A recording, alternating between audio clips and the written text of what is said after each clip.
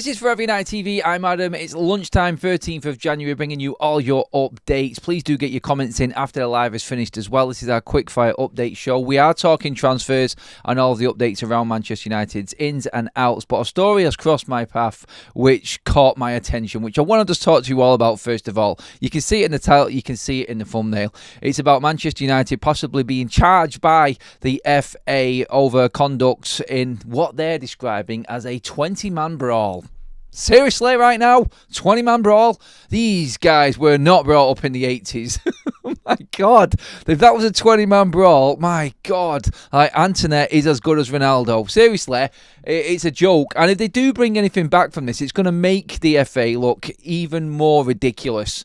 Honestly, the PGML will look like, looks beyond inept, to be honest, if this comes through. I'm going to read through the story first of all, and then we'll get a bit of a conversation going, and we'll get your thoughts on this. A lot of people are thinking that nothing might happen, nothing will happen, obviously, but this is what I was thinking at first. I'm like, shut up. I'm just going to put a few things together and read out where we're actually at with it and what's going on and where the story has come from first of all. But yeah, a few publications are reporting the same thing, but I'm just going to read this one. Man United and Arsenal warned of points deduction precedent after ugly FA Cup brawl. My God, the biggest clickbait ever because it's Manchester United and you got nothing else to talk about. Jesus, I'll read through most of this first bit here and then you tell me.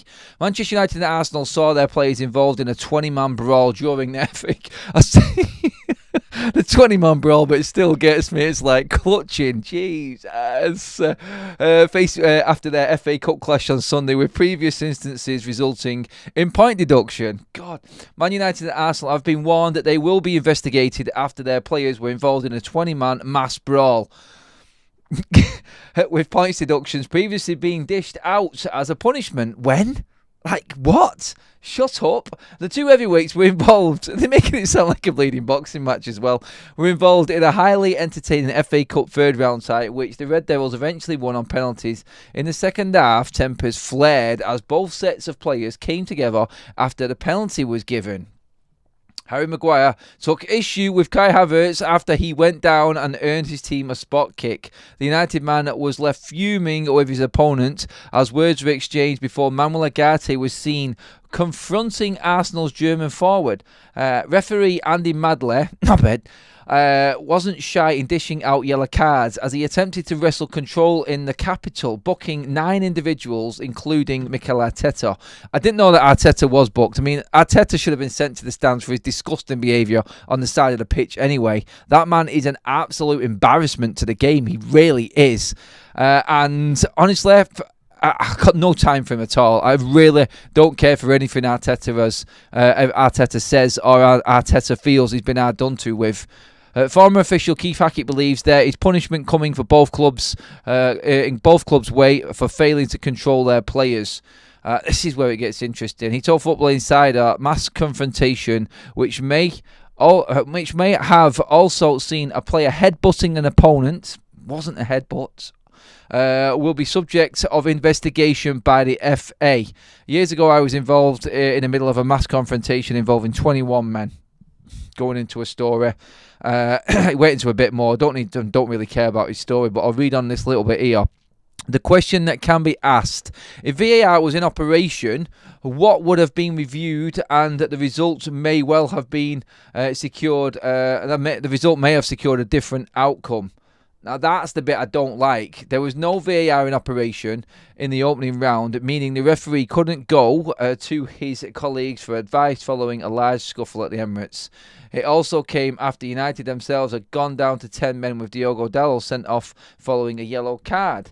See, this is the problem that you've got right now. And what everyone else is also doing, they're going into Manuel Ugarte's tweet as well on this, which is a joke. And you've all seen the tweet, and we've all gone into it, and we've all been proud of our players and what we've actually accomplished here. And this is what he said in his tweet. When we have the ball, it's a game. When we don't, it's a fight. Manuel Ugarte. I can't get enough of this quote right now. What a warrior. These are things that people have been saying about it. And honestly, they're looking at this as well. I know it's been said that United won't get in trouble for this tweet. I've seen that on the MEN. But the fact that the FA are looking into this because they didn't have VAR in situ. Look, if you can get VAR in the stadium, you have VAR. This is two Premier League teams that are conducting themselves in a way knowing that they're under the VAR scope and everybody's looking at them. Why would you change this? You know the intensity of this game. You could clearly see that this was going to happen in this game, in the FA Cup. We've got form for it. Manchester United and Arsenal have always had this. So why would you not take the opportunity to do it? I think the way that they just cut it out, because it's apparently not fair to anybody. I mean, seriously? No, I don't think so. If you can have it, you have it, for me. And if the FA try and bring this back, because they haven't got VAR, it would be the biggest anti-Manchester United shout ever. Honestly, I would give up on United in any sort of preference stakes as to anything going our way, and how people use Manchester United as that pin-up to actually knock down. Like, seriously, with everything else that's going on in football right now, you want to take the passion out of the game because your referee lost control completely. You're an absolute joke if you try and do anything with this. But apparently, they are being investigated now, and things will be looked into. It's a joke. If they're going to follow their rule book, if they're going to follow the VAR rule book, this is what really annoys me. Because VAR's not there, are they going to go to a second set of rules right now because nothing was dealt with on the pitch? Honestly, if the FA try it, then we are a laughingstock in our football association. We really are. So what would happen is Manuel Ugarte would miss the next 3 games if he takes a red card. That's what would happen. That's the punishment that would come our way if this all came about. So honestly, if it did, I think there would be uproar. There really would. Because let's not forget, Manchester United again, when VAR was in situ. Remember the old situation with the strangling Casemiro around Will Hughes' neck, and he got red carded for that. What about Havertz putting his hands around Ugarte's neck and strangling him before he put his head to his face? Not headbutting him, but literally just moving forward to try and push him out of the way because his hands were covered. His hands were tied down pretty much in the melee. Havertz has got his hands around Ugarte's throat, and then Ugarte's just defending himself and pulling over, and that's why you see him being dragged over. And that, honestly, all came about from what we all know was a dive in the first place for Kai Havertz. So, realistically, if you're going to go by the book and the VAR book, then this was a nothing story. But if the FA makes something of this is just purely because it's Manchester United. That is it. And you can say I'm saying that with my red tinted glasses on or whatever. I don't care.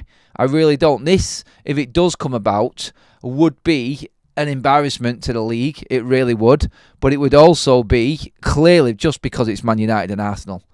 That's what I feel about it anyway. But I just wanted to get that out of the way first before we get into the news and get your feelings on that. But just let me know. Get into the chat and talk to me, everybody. And tell me how you feel about the whole situation. And if you feel like the FA would come in, where does it stop? How would they look at that? Would they look at the fact that it wasn't a penalty? Would they look at that? I think they would look past that, knowing the FA, and then go right into the melee and try and figure a way out to make money off both United and Arsenal, and probably more Manchester United. That's what I think anyway. They're an absolute joke, the FA. Absolute joke. And I think, like I just said then, the biggest embarrassment in terms of football associations out there really are. Honestly, no backbone whatsoever. It amazes me that Arteta is still in a job to have spent as much as he has with no true advancement and success is frightening. Havertz should have been red carded for a throat grab. Yep, that's true, CH. Veronica says it was the FA who decided that VAR would not come into play until the 5th round, so the stupid rule is down to them. Yep, it is. But still, they'll find a way to actually pull Manchester United and Arsenal on this. And it is simply to make money. That's all it is. That's all the FA have ever done with these sorts of scenarios. Honestly, it's embarrassing. It really is. The FA, I hate United. I bet Ugarte gets a ban. It would be absolutely scandalous if Ugarte got a ban. But that's what we're looking at right now if it comes about. Havertz is that much taller. He also puts his head in fair play to Garnacho for pushing him. And he went down again like a sack of spuds. He did go down like a sack of spuds. But yeah, I mean, the whole situation was embarrassing. And it was all brought on because of their employee. Because of the PGMLs. Andy Madley. Awful, ridiculous refereeing in that game. Everybody knows it. Tempers were flaring because of how he officiated the game. It's like Manchester United could not lay a finger on any Arsenal player, and that basically set the precedent for the whole game. Absolute farce, absolute joke. And if the FA try doing anything now, then, oh my God, God help them when it comes to the aftermath of that one, because there'll be plenty of people that just shoot straight back at that. Anyway, we're going to get into the transfer updates and everything that's going on. Florian Plettenberg has just come out in the last few moments and give a little bit of an update on Marcus Rashford. We've had a few this morning.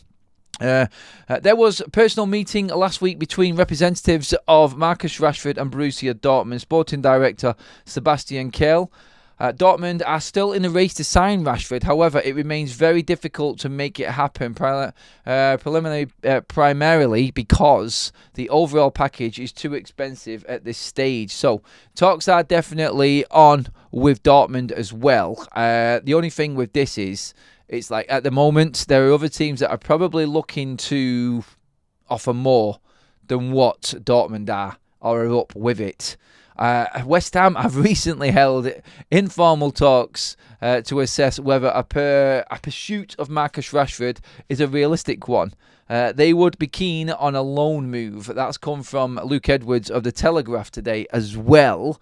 And honestly, that we're waiting for an update. Damasio has come out as well and said that Marcus Rashford will speak, and representatives will speak to AC Milan today within the next hours. So going off what Damasio said, probably right about now, there is more conversations going on with AC Milan now. Kyle Walker has thrown a spanner into the works. With what Milan have got, financially they're not in a bad position.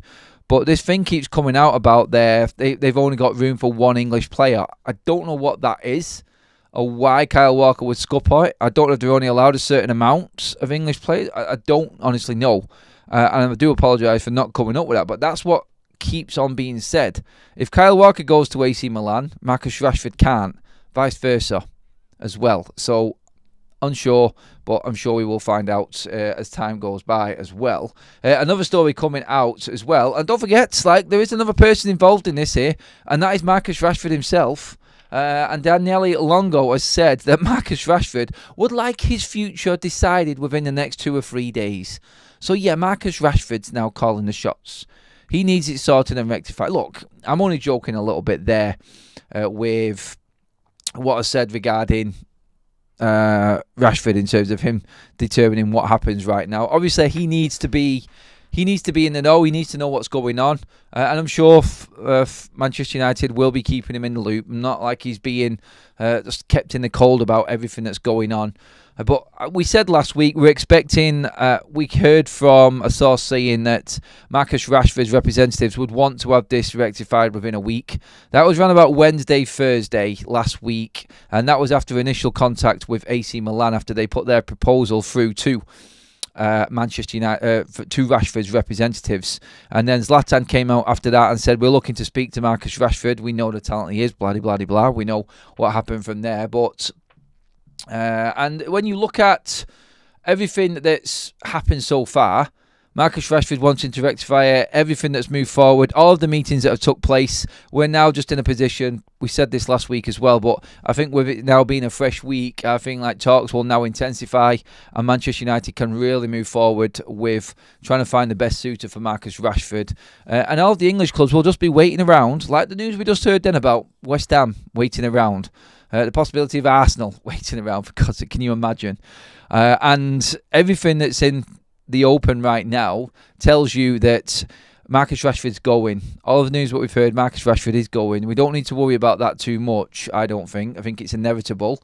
But I think it all comes down to now, like Dortmund, like Plettenberg has just come out and said, meetings have been held. Dortmund do want Marcus Rashford, but they can't afford it at the moment. And there are other clubs that are offering more than Dortmund. I think that's what's come from Plettenberg and his report. Damasio saying United are AC Milan, maybe United as well, are talking to the representatives of Marcus Rashford, and the deal is going to be discussed over the next few hours as well. That's where we're at with that right now. And yeah, I feel like we are going to get a bit of an update in the next couple of days. But this is what everyone is saying so far this morning.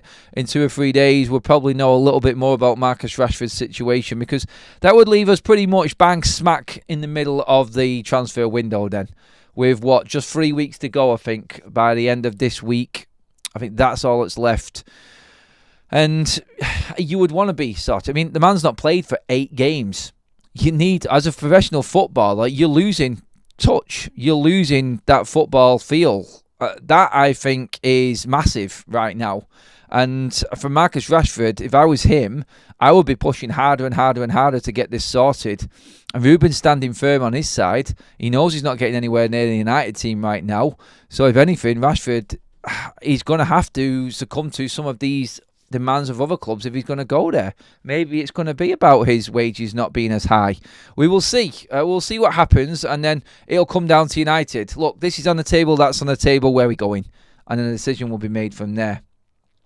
So yes, that's what we're looking at. Maguire in the Newcastle game, Joshua Zirkzee was unlikely to be substituted. Unlucky to be substituted. We could have substituted any player at that point, and everyone would have been booed because we all deserved it. It was because we were awful in the first 30 minutes. Just some little snippets coming out regarding Harry Maguire there. I've got an extra piece on Football Talks about Harry Maguire coming out over, I think it's going to be out today, so make sure you have subscribed. QR code bottom right hand corner, or link in the description for Football Talks. Some extra videos coming out on that channel as well very soon. But yeah, again, like going off just that vibe again from yesterday, the feel good factor. That's why I went in on that FA thing at the start of this show, just to say, look, seriously, don't even try it right now. Talk about trying to burst a bubble. That's the perfect FA way of doing it right there. The ref was so bad that the FA will let it slide. Yeah, I hope so. To be honest, the FA and the PGMOL need to be paying Manchester United. We need to be fining the FA for that performance yesterday. It was an absolute disgrace, wasn't it? Thanks for that super chat, buddy. That came in from Biggie Third. Thank you for that. Keep your comments coming in. On the Rashford situation, wherever you're at right now, are you confident? Are you still feeling that this is going to happen? Where do you think he's going to go? Talk to me, everybody. Make sure you've hit the like button as well. Subscribe to Forever United TV if you haven't already, everybody. We have got over 850 in the room for the lunchtime show. Massive thank you, everybody. Keep your comments flying in, more importantly. I want to get through as many of them as I can. Been impressed with Harry since he said he was determined to get a new contract and stay. He has been good. Maguire is the greatest English defender to ever play football. Yesterday he looked like Maldini, or even better. It's a bit of it's a bit too much, but yeah. Let's just see. If they try to ban him, we must get lawyers involved and sue the FA, says Terry. Yeah, I think that's where it'll go to. United won't take this. If the FA do try to pull anything on United, there's not a chance in hell United will stand for that at all. There will be a full appeal. I honestly don't feel like the FA would risk it right now with everything that's going on, especially with VAR and what's happening with that. Don't even go there. It would be ridiculous. It would be ridiculous if they tried it. But hey, that's the Rashford news. Moving on to Garnacho as well, and where Manchester United are at with that situation right now. We said this morning that Napoli are looking to contact Manchester United. Apparently that contact has been made. There's a story here from, as you can see at the bottom of your screen there, it's Corriere dello Sport. I've come out again saying Napoli have made contact with Manchester United for Alejandro Garnacho. United's starting valuation is 60 to 65 million, so up to them. There was another report come out as well earlier on this morning regarding Kvicha Kvaratskhelia with PSG's stance on the situation. There is a lot to be done with that deal, and it's very, very complicated. Everything would be made easier if Napoli did have a replacement in place, obviously, and they can continue their title charge. Now, Garnacho is not Kvicha. We know this. He's nowhere near the right level, but they would look at Garnacho being the age he is, the potential that he's possibly got, the way he's playing. And I feel, like we said this morning, we want to be knocking bids back for players. It just means that we're performing well. And I think a lot of United fans have forgotten this about this club. Like, if we've got clubs knocking on our door, we shouldn't be upset about it. We should be looking at it and going, oh, we must be doing something right for a change. Because this is a scenario we've never had before. So yeah, that's where we're at with Garnacho. That is still on. Like we said this morning, Napoli have now made contact. So, just to keep you updated on everything and where we're up to so far, we talked through the FA charge debacle. We've gone through the Marcus Rashford situation. We've gone on to Garnacho. Next is, we don't need to touch on Casemiro. There are some updates going around. Everybody's confident that that deal will get made this month for Casemiro. But Tyrell Malacia, again, Romano's come out this morning on Tyrell Malacia talking about his situation. Now, we heard that Como FC were in for Malacia and going. Kind of been poo-pooed again by Romano, and Tyrell Malacia could leave Manchester United in case a good proposal comes in, even on initial loan with a buy clause. That's what Romano has said. So, clearly, I mean, he came on yesterday. I don't know if it was a needs-must scenario for Ruben Amorim and bringing Malacia on. I've got no idea. Obviously, we're not sorry to what goes on in the changing room, as it should be. But Malacia from the outside looks like a bit of an outcast at the moment. And I don't know if he is in the long-term plans for Ruben Amorim. It's quite clear that that's the state of play right now, I think, with Malacia. And if an offer comes in, which we will make money for in the summer, obligation-wise, United, according to Romano, will accept a bid with a loan for Malacia right now. So really not in favour then. If United are looking to loan another player out on that left-hand side, and I've said this before, I've said with Malacia being one of our very few left-footed players who can play that side, for him to be loaned out with no possibility of anybody coming in, that there is huge. That there is huge for Manchester United in terms of the fallout and what must have happened behind the scenes. It has to have been. It really does, but still, we will see on that one. In terms of players coming in, again, really, unfortunately, I haven't got any good news. There is a small story going around this morning about Mendes. Again, obviously, we've killed that one off because United can't afford him in January, but they can still negotiate and put a move in place. We just can't see him in a shirt in January or sign him officially in January, I think is our stance right now. But work is going on behind the scenes. But the story coming out was that Manchester United feel like they need to accelerate the move for Nuno Mendes because of competition that's coming in for his signature. Can they get in behind the scenes and get this deal done with PSG? Maybe try and get some form of fee negotiated in, ready to go, ready for the summer as soon as we hit that new financial year and the window opens on July 1st. And maybe that's the scenario right now, but the reports are that Mendes, United are concerned. Obviously, they're going to be concerned. I talked about this the other day. Everyone looking in on the situation is thinking the same thing. If we don't get him, in January, then he's got 1 year left on his contract in the summer. If he is that good, there are going to be many other clubs running around who are maybe financially better off than United, who could offer PSG more. And what's PSG's loyalty to Manchester United? Absolutely nothing. So they would just go to the highest bidder. Can United negotiate anything in the meantime before the transfer window opens in the summer? I think that's the question that we need to be asking. We do. I see that Aston Villa have just bought Daniel Malin. Well, that's good. They've reached an agreement with Dortmund. Dortmund moving players on. Maybe that's their avenue to Marcus Rashford. Interesting. That's just come through right now. Borussia Dortmund moving players around. I need to find out a fee on that one. Try and get a bit more information on this. I don't know if we get this. I'm going to have a look into this. But yeah, that could be significant as well. Where we talked the other day about people moving players around, like, for instance, Noah Okafor from AC Milan. That player being moved on in the transfer window so they can make room for Rashford. Looks like Borussia Dortmund have now moved Malin on, which gives them a bit of room. Maybe this is in the offing. Maybe this is clubs trying to manoeuvre things around a little bit. So that's quite significant that Daniel Malin has actually gone to Aston Villa.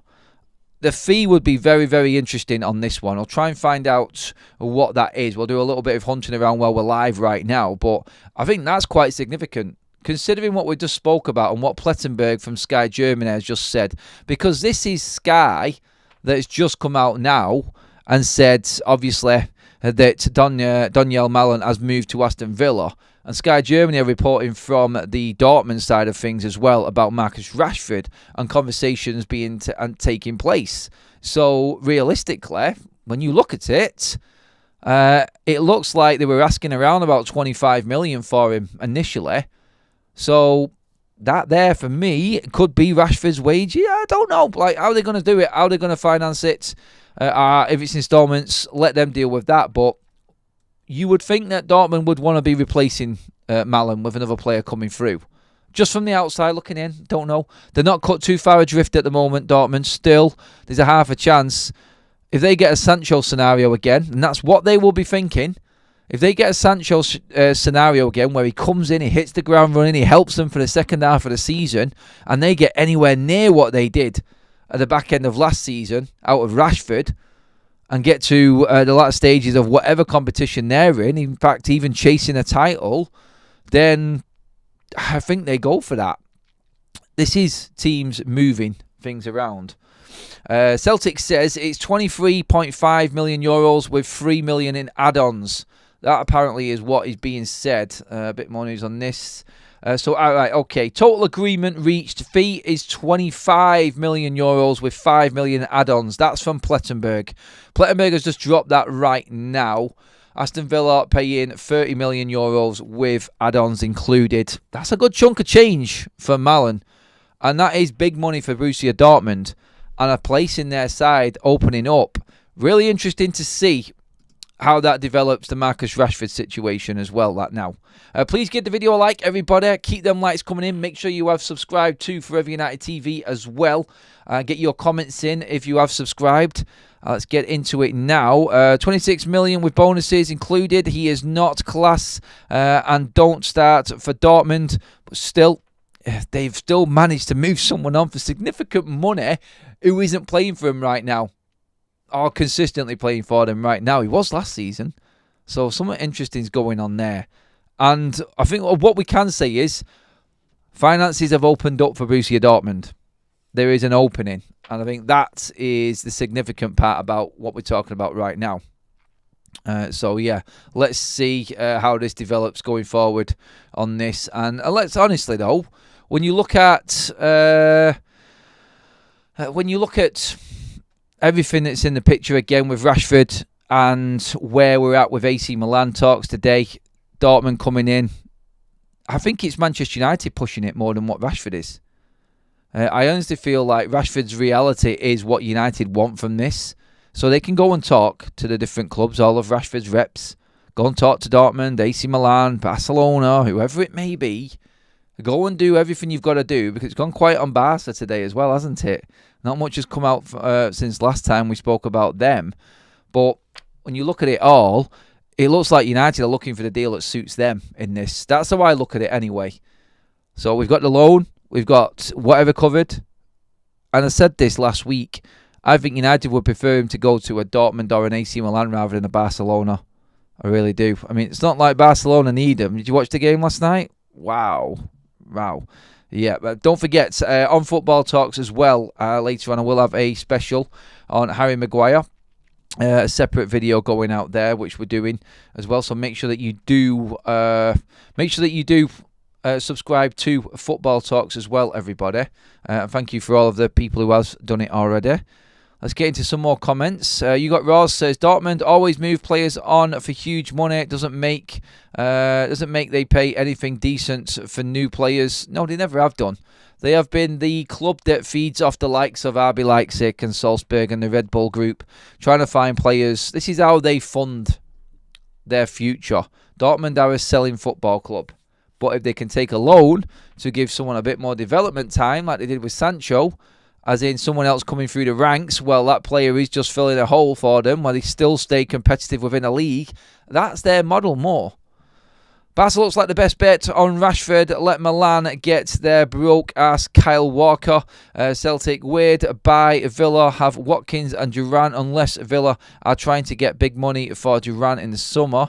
I doubt it. I mean, them Villa owners are wadded, man. I mean, I cannot see that. Maybe just squad depth for Villa. I don't know. Maybe.